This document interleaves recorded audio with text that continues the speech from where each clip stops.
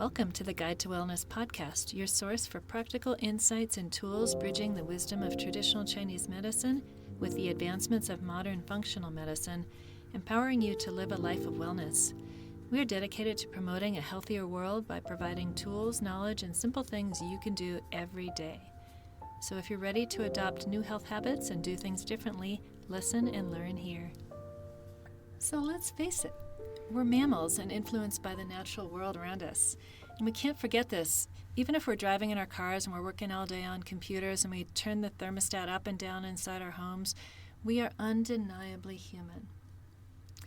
As the sun rises in the morning, sets in the evening, the moon waxes and wanes, there might be a storm in your backyard, you might be out in the rain or the snow, it might be blistering hot.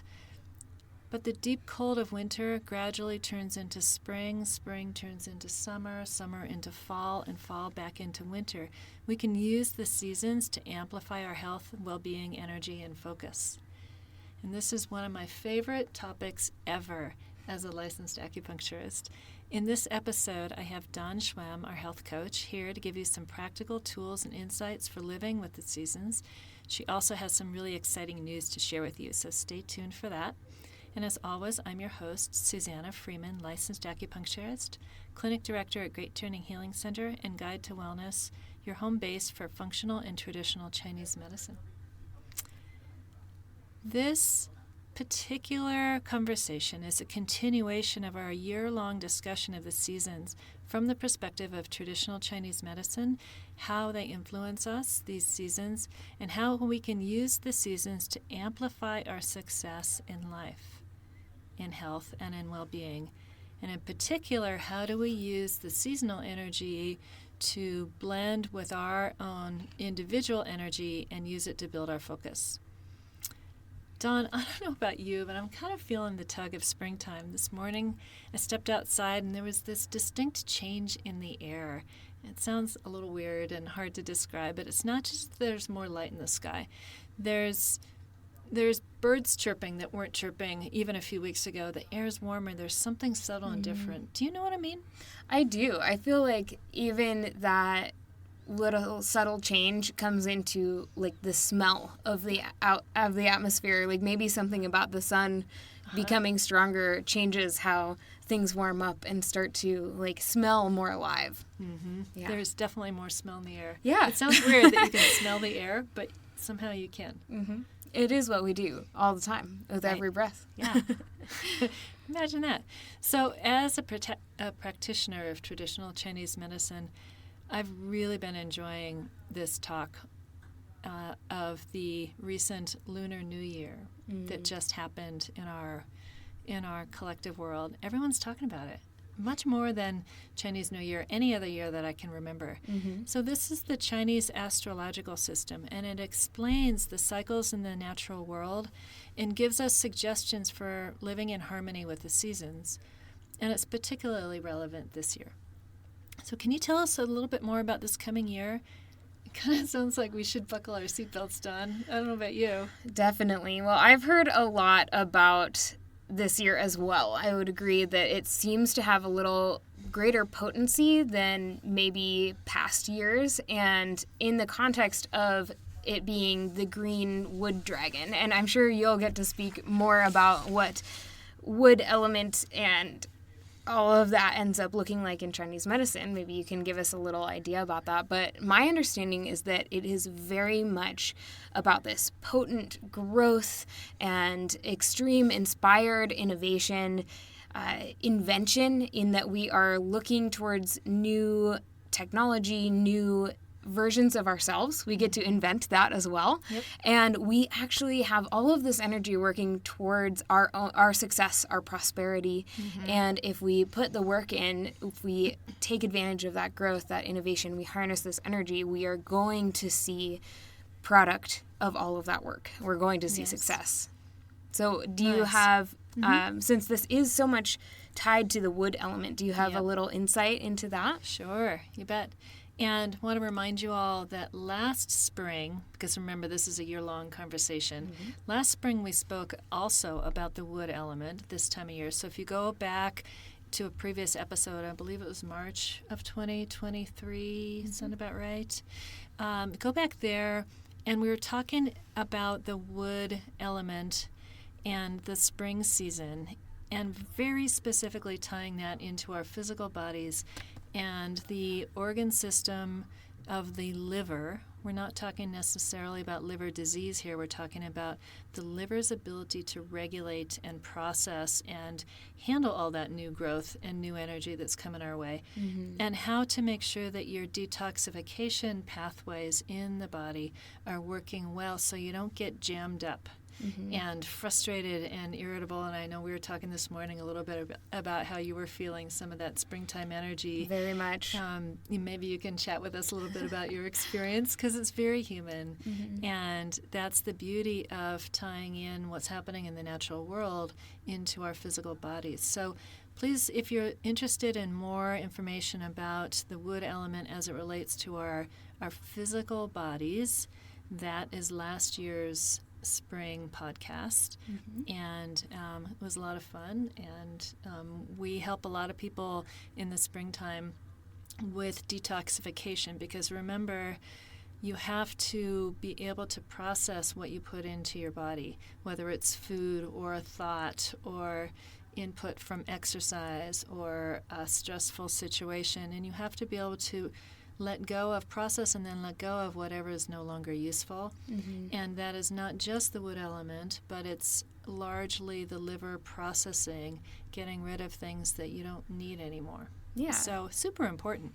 And I don't want to digress too far, but that is the wood element and the liver system in Chinese medicine. We use these metaphors because Chinese medicine is very directly tied to the natural world and our place in the natural world.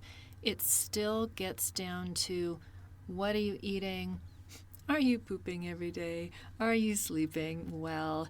And how is the quality of your mood and your energy and your mental focus and your medical condition and your health? So it's very, very pragmatic, and it also has these little more esoteric themes to it with the seasons, and so there's a little bit of both. I'm glad we're hearkening back to that episode, because in a lot of ways, thinking back on it, it's like the essential precursor to what we're going to be talking about today. If you don't have your body in order and your liver doing really well and being supported, then you're not going to be set up for what we're going to be introducing today. Perfect. And it's almost like two sides of this transition, right? We have there's two components, the detoxing and the preparation, and then the action, which we're going to talk about the action today. Right. Yeah.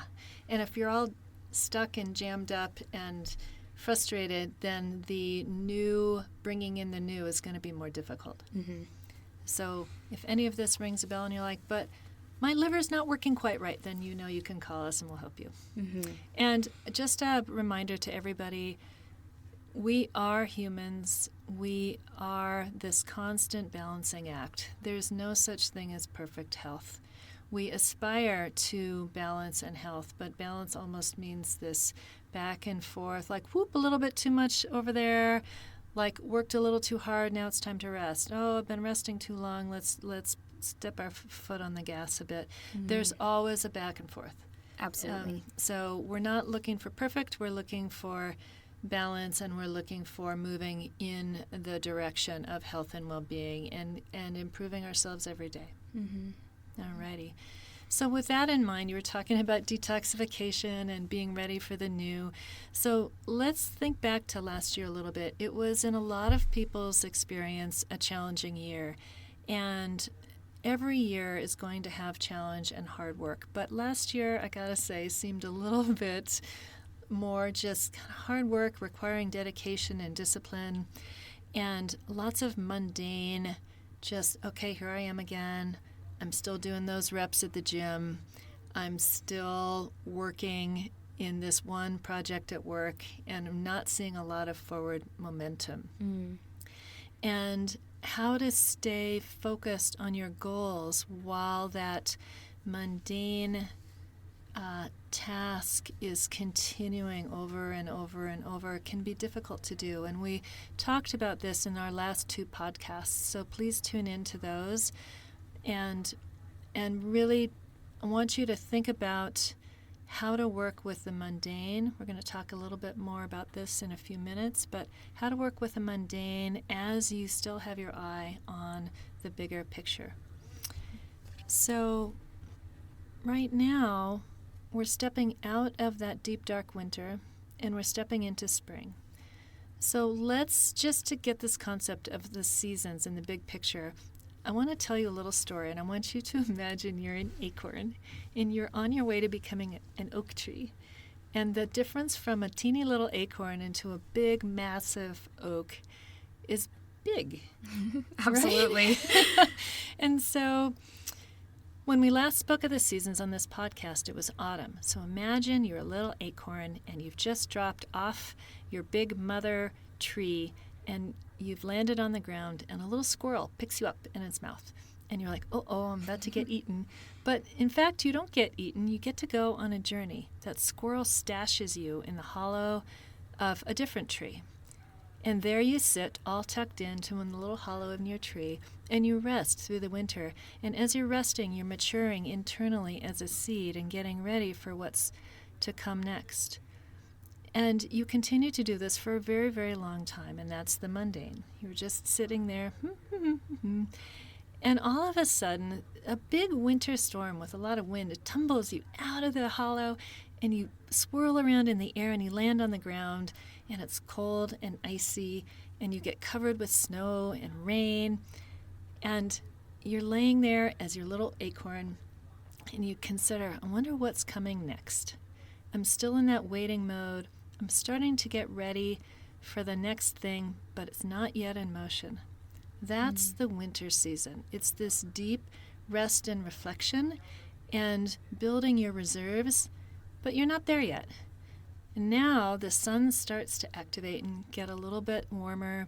The rain and snow they're turning into water, and they're adding some water into your shell, and you're starting to get ready to open up and crack open. And you know that you have ways to activate that growth and to sprout. And I know, Dawn, this sounds a little silly, but there's something to it.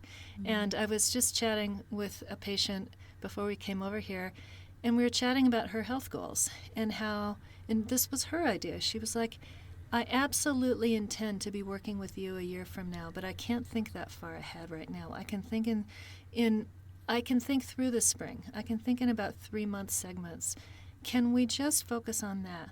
And I'm like, absolutely we can focus on 3 months at a time, right? Yeah. Because that's much more doable.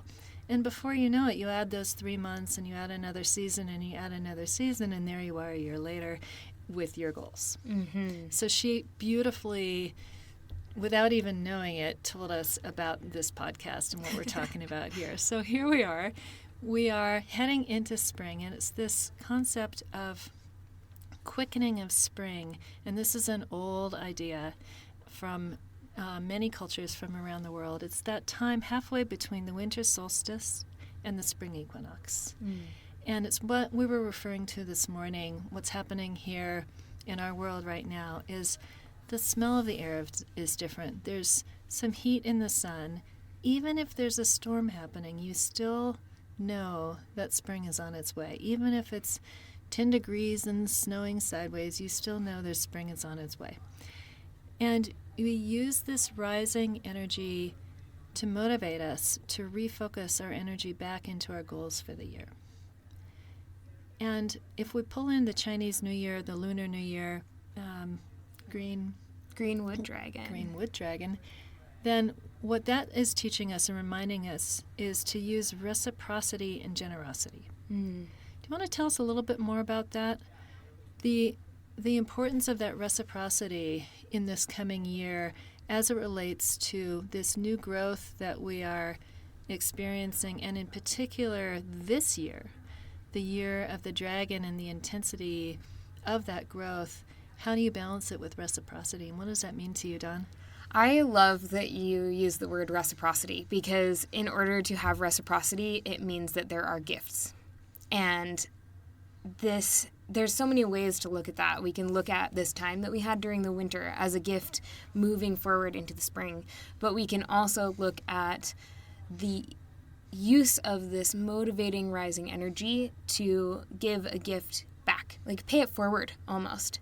And I think a lot of times people think of reciprocity as retrospective, but we can, it's an endless cycle, just like paying it forward. Yeah, absolutely. Just like the cycles of the seasons, this reciprocity is an endless cycle. And that means that we can be paying it forward, receiving gifts from the work that we've already done. So many ways to do that and to receive. But so much about spring and this rising energy is about initiation. So we have to take what we've received and motivate to move forward with it and transform it into something new. And initiation is about beginnings. It's about starting something new, this transformative experience. And a lot of times this is through trial. And like last year was all of this work that we had to put in, working through the mundane and doing our best to receive it as a gift. It does take a little work and reframing in order to receive that as a gift sometimes, but it's what leads to transformative experiences. And with this new energy, we can work on starting new habits, new hobbies, and I want to encourage people, especially with this green wood dragon energy, to be courageous and curious in your decisions around what you choose to invite into your life and what you choose to put that energy toward. Because it is very easy to fall back onto old habits, and those habits don't always serve us. Just like we need to support ourselves in letting go of what doesn't serve us, we have to be able to summon the courage and the curiosity to try something new. And to remember that we're always capable of change. Absolutely. That our old habits are simply patterns in the mind. And one thing modern science is teaching us loud and clear is neuroplasticity, and how we can indeed choose to think differently about those habits and put new patterns into place. Absolutely. And it does take courage, because there's always a risk in trying something new that it might not work. But if you know that what you've been doing isn't working either, there's nothing other than your own fears or insecurity stopping you from branching out and trying something new and blossoming into this beautiful oak tree, right? But Dawn, what if I fail? What if my old pattern says, well, I tried that once before and it didn't work? Well, so my understanding is that you have to put in the work, and that healing is not a passive process. So even if you fail the first time, sometimes it takes a little bit of extra effort to find where that threshold to success is. An example that I spoke about recently with a friend was when I was in college and I had been studying but being sedentary because of that, really devoting time to scholarly work. I ended up signing up for a class of power cycling at the gym. And the first day that I was there, I was like, oh my gosh, I used to cycle all the time. I've got experience with this. But I walked out of that first class being like, oh my goodness, I don't know if I can do this. And I really questioned my own ability. And I told myself, you know what, this is going to be really hard, but I'm going to stick it out for 3 weeks, because that was the deadline where I had to switch classes if that was the case. And I was Can like, I interrupt you for a absolutely. second? And so if you know from our December podcast that you could say it's hard, but you don't want to stop there. You want to find ways to make it easier. And you set a goal for yourself that was doable. And in 3 weeks' time, you were well on your way to a new pattern. Absolutely. Exactly. By the time that 3 weeks hit, I was walking out of that class feeling exhilarated and energized and ready to bike home and then bike to work and do all of that. So really, while it is daunting and sometimes you maybe have failed in the past, it doesn't mean that you're going to fail this time. And that's also where trying to invite new ways to approach that pattern it comes in. So maybe you can speak to that a little bit more, and how we can begin to reframe and shift our mental patterns, and how we speak about a challenge that we're facing in order to help support us in actually moving through that and seeing progress. Nice. One of the things that comes to mind is very simple, is it's always better to have a choice. We always have a choice. And so we can choose to say, okay, I'm just getting a little better every day. That muscle soreness that I have from that cycling class is just making me stronger. That's not a failure. I mean, you could say, this is actually maybe a really good analogy, that in order to build muscle, you do want to exercise that muscle to the point of failure that you cannot do another rep or something close to that. Please don't hurt yourselves, folks. But you want to get so tired that you can't do another push-up. And that's what actually, you could call that a failure. And actually, in the sports medicine world, they call that failure. Bring that muscle to failure. And yet that's exactly what makes you stronger. It's that breakdown in the muscles that allows your body to go, oop, I think we need to pour it on a little thicker here and build some more muscle, because she's clearly asking us to do something more, and we need to be ready for the next step. So our bodies have this innate wisdom that allows us to meet the demands that we're putting in front of ourselves. And that to remember that we have a choice in that can be super, super helpful. And the other thing is, so you've set this, what we like to call an impossible goal. And what we mean by impossible is to think big and to allow your mind to expand and to imagine new possibilities. And that's what the spring season is all about, is this new growth, new possibilities. It's really exciting. There's lots of dopamine in there. And then there's what you were alluding to earlier, is then there's the mundane, and it's just step by step, and it can feel monotonous. It can feel like drudgery. I use that word on purpose because it can have that heaviness to it sometimes. And it's really important to just allow that. I call it allow the mundane, which just to me lightens it a little bit. I choose to use the word mundane and allow together because it makes me go, wait a second, all I'm doing is allowing. This is mundane. Is there anything truly wrong with that? I actually sort of enjoy things being normal and automatic, and I don't have to think about this. I'm just going to do this. I'm going to do another hour on the cycle. I'm going to hike another mile. I'm going to spend another hour on the computer doing that work that needs to be done, and then I'm going to get up and celebrate. Absolutely. Right? So allowing the mundane is followed by these small wins. What are the little things that you are accomplishing along the way? So that with this patient we were chatting with this morning is, we're going to celebrate along the way, and meanwhile she's going to get to her year goal. And in a year's time she's going to be a much improved version of herself currently. Absolutely. And I know as a health coach, this is what you talk about with your clients all day long. Yeah, and I love how you talked about failure as a way to, you almost use it as a tool to motivate you to move forward rather than recognizing that failure and saying, oh my goodness, I failed. It means I won't be able to do this many push-ups again tomorrow. Right? That's the opposite of what's going to be able to happen, is that I think about the famous quote from Edison that he learned 200 ways not to make a light bulb, right?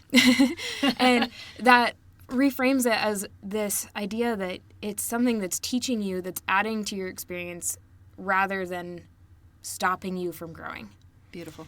And when it comes to the mundane, there are a lot of ways that we can magic it up in a way. So I like to think about ritualizing the mundane, because when we think about this thing that we have to do over and over again, we can put a more positive spin on it as something that becomes ritualistic, and that means that it's constantly moving forward towards whatever end we're looking for. And there are really simple ways to elevate that mundane experience to set it apart. And an example of this might be what you wear to the gym, or what other tools that you might use to motivate yourself and set that experience apart. So the gym is always a great example. And this time of year, people are really feeling that energy to be like, yeah, I'm going to get that beach bod on or whatever. But when we go to the gym, we wear specific clothes. We bring specific tools like a special water bottle or we listen to playlists that might motivate us. And those are all ways that when we are doing them consistently, that helps to build a ritual. And ultimately, when we do that work enough and celebrate and sink into it, then we can see those results. And I might add, we can do this at work as well. Absolutely. Like recently, I have this really cool app, and you can ask us about it. It's called Inner Size. It's really cool. And I'll put it on when I need to do an hour or so of just super focused creative work and writing, or maybe I'm doing a lab review with a patient. I'm trying to really understand how to move their health forward for them. And I'll put on this music, and it's not distracting. It just keeps me in a little bit creative and is super focused, but it's become a ritual. And I get a cup of tea, and I sit down, and I make sure that there aren't any distractions. And then it's really enjoyable. What might have seemed like mundane drudgery in the past is now like, this is really cool. I get to spend this hour, and I get to change somebody's life, and I'm enjoying it along the way. I love that you bring up the tea, because I have a bit of a tea ritual myself when I need to get into that flow state and that focus, especially for things like work or study. I will always start, and I started this years ago, and it turned into a ritual that helps me even today, of just making myself a pot of tea. And I know that I can take that 5 minutes to make myself a pot of tea, and that's going to set me up for focus and have that experience that would have been mundane be elevated a little bit, and in that I get to enjoy this time while helping somebody or learning something new, even if it means sitting for a while and giving attention to one thing rather than all of the other distractions around us. It helps to focus and get us into that flow. And this is a little bit of a segue, but I want to make sure, since in functional medicine, health coaching, and Chinese medicine, all the things that we do in our daily work, we're always bringing back the physical side and the health and the fitness into the equation. So if we are sitting for an hour or so in deep focus, what's the next thing we need to do when we get up? Get up and move. Right? In a way that balances out that sitting position. Or maybe you're at a standing desk and you need to stretch a little, but the point is to remember your human body at that point and to turn off the mind, even if it's just for a minute, right? And stretch a little, go run around the block. I don't do 20 push-ups. I don't care what you do, but you get the idea. Yeah, absolutely. All right. And it's important to remember that like healing is not a passive process, growth is not a passive process either. It does require that focus. So doing these little rituals to help us get into this focus is how we're being proactive in our own growth. Nice. And anyone can always learn something new and different and apply all of the things that we share in the podcasts that we have. And it's never too late to start something new. Love it. Something new. Cool. So, in the spirit of growth, Dawn, you've added something new recently, and you're building on this last year. And we've been talking over the course of this last year on the podcast about the seasons and about how to put new patterns into play. And so, again, just a reminder to people to listen back, especially to the November, December, and January podcast, because we're building a foundation here over the last 3 months into today's talk and into where we're going now in this next year. And we want to bring all of you with us because out in your world, wherever this finds you, you are doing the same thing that we are, which is building on your past foundation of work and focus and growth, and you're turning that into new goals and new growth and new possibilities. So, Dawn, I've been watching you do the same thing here, and you've added some to your coaching services that you do, a new business that's working directly with all of the themes that we've been talking about today.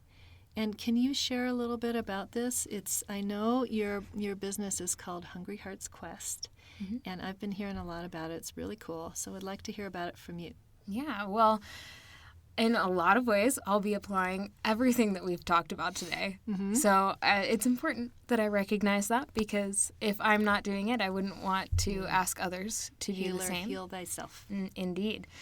So I am so excited about this. I have this new venture, Hungry Heart Quest, and with this work that I'm doing, I am working to facilitate experiential learning, meaningful community connections, and holistic wellness, of course, while providing avenues for this profound awareness through immersive outdoor experiences, because our connection to nature is an important part of health.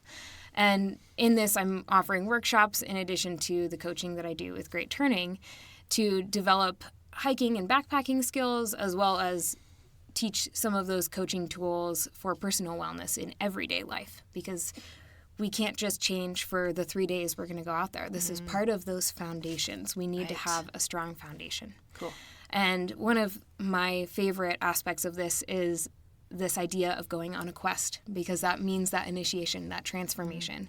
And these quests that I'm offering are seasonal, but they are group coaching packages with this opportunity to join in a backpacking experience at the end of them in order to help integrate all that we've worked on coaching, which is so much talking and smaller actions in the everyday life, into the body, into this experience of outdoors. And in my experience, I have found that working with clients who get to expose themselves to nature means that they have better capability, more confidence, and just a better ability to integrate whatever we're working on in health coaching. Nice. And beautiful. So I'm bringing that in, and these hobbies and habits that involve nature exposure just really impact a person's well-being.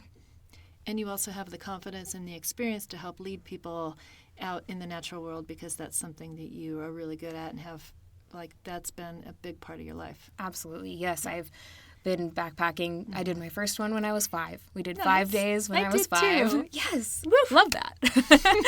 And yeah, I know that you have so much experience of the outdoors and how it impacts our well-being. Yep. And We're both know guides, that which is why absolutely. Which is why the Guide to Wellness has so much meaning for us. Yeah, absolutely. Cool. And I'm working really hard to bring this idea of connecting with the outdoors as a critical part of healing ourselves and our community. And I'm really excited because I am doing my first workshop, and it is on March 9th at 6 p.m. at the Movement Collaborative in Livingston. Cool. And what we're going to be working on is it's focusing on breath and posture, working through a seated Qigong practice called Shamanic Cosmic Orbit Qigong. And this practice is designed to bring us into balance and harmony with the natural world and with humanity. Perfect for us right now. Exactly. And Jack Schwem, the acupuncturist, the additional acupuncturist at Great Turning, has volunteered to help co-facilitate that. And it's going to be interesting because he introduced this practice to me, but I actually have done this for years, and he's now being reintroduced to it because I was like, oh, this has been so meaningful for me. I would love for you to be a part of it. And so I'm going to be offering that. And then later this summer, I'm going to be offering the same practice, but out under the stars because of that connection to nature. Fun. And Kelly over at the Movement Collaborative has been fantastic in providing amazing community resources for Livingston. Cool. So if you are interested in doing some Qigong with Jack and myself and practicing this connection while maybe still not the friendliest outside, we're going to be doing that at the Movement Collaborative on March 9th. And you can check out my website for registration, which will be linked in the show notes. That's right. Check the show notes, everybody. And there will be, stay tuned for some more remote Qigong coaching from Jack, and maybe we'll get you involved in that. And then also our upcoming spring March podcast is also going to be on breathing. So I think there's going to be breathing in the vagus nerve, by the way. Fabulous topic. So I think there's going to be some nice building of your workshop and our next podcast into this one to help everybody have the tools they need to move into the spring. And by the way, if it's August and you're listening to this, it's still super relevant, so don't worry. But just anytime you have a goal and you're excited and you want to, or maybe you're in pain and you know you need to move into a new position in your life, that we're offering you skills and tools and strategies and ways to think about creating change in your life and stepping into new patterns that can help you be more successful and make it, frankly, a little bit easier along the way. It doesn't always have to be so difficult and hard. So that's the message I'm trying to put out is, and that you can remember as you do this Qigong, is it doesn't always need to be hard. It can be easier. You can make it easier with your choice and with your movement and with your breath. So Qigong is one of the best ways to get yourself back into a flow state that I know. Yeah. So that's your event and Hungry Heart's Quest. Anything to add on that, Dawn? I just would say that anybody who's listening to this can always come back to us as guides, in that we are here at the clinic with the tools to help you move forward when you know you need help. And it's important to ask for that and to gift yourself that as a part of that reciprocity. Beautiful. Love it. Reciprocity is the theme of the year, folks. And enough said. It's time to go out and move your body. Continue to do whatever you've been doing with your day, and to add some breath, add some